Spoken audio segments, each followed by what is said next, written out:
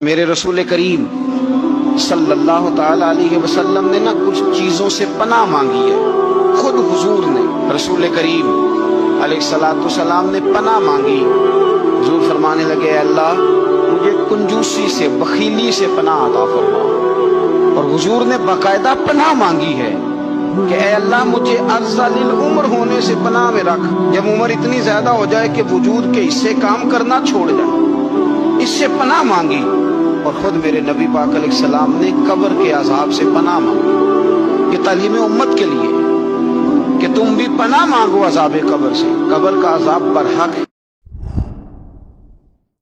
قرآن مجید نے کہا ہے اگر خسارے سے بچنا چاہتے ہو تو چار کام کرو, ورنہ تمہاری زندگی روز بروز نقصان میں جا رہی ہے, خسارے میں جا رہے ہو, اصل مال بھی ضائع ہو رہا ہے.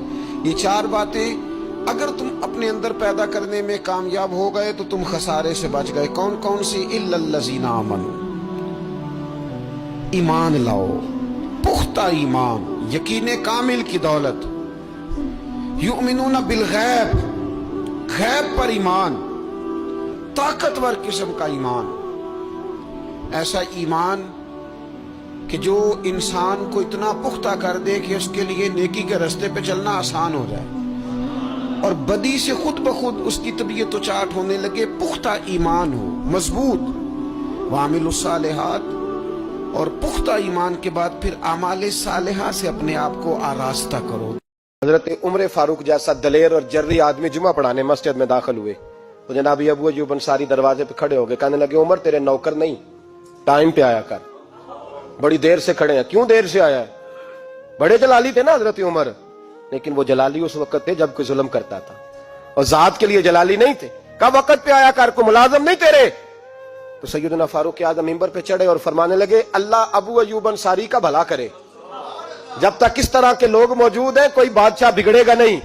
اللہ اس کا بھلا کرے, اس نے میری توجہ صحیح. اور پھر عمر رو پڑے, رو کے فرمانے لگے مسلمانوں معاف کر دو, غلطی کوئی نہیں, میرے پاس کرتا ایک ہی ہے, اور عبداللہ کی ماں نے وہ دھو کے خشک ہونے کو ڈال دیا تھا, غریب ہوں, کرتا دوسرا کوئی نہیں, تو وہ ذرا نا خشک ہونے میں دے آ کے دیکھ لو ابھی بھی گیلا ہے, مجھے معاف کر دو, میری غلطی نہیں ہے. نبی پاک نے غریبی کو عزت دی.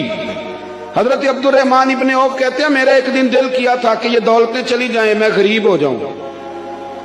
حالانکہ امیروں کا کبھی غریب ہونے کو دل میرا کیا تھا. کہ کس طرح فرمانے لگے ایک غریب صحابی حضرت سعد انصاری نبی کریم کی بارگاہ میں ملنے کے لیے آئے.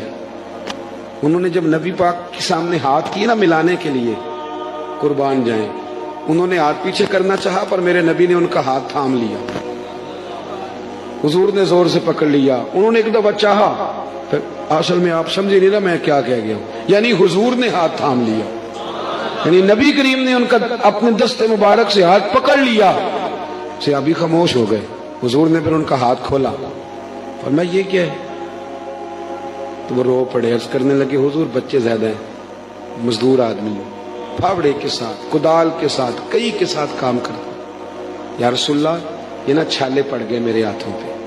حضرت عبد الرحمن ابن عوف کہتے ہیں کائنات نے, دھرتی نے وہ نظارہ بھی دیکھا کہ جس رسول کے قدم چومنے کے لیے جبریل جھکے, اس محبوب نے مزدور کا ہاتھ چومنا شروع کر دیا. فرماتے ہیں غریبی کو وہ عزت ملی کہ میرا بھی دل کرتا تھا غریب ہو جاؤں, دل کرتا تھا.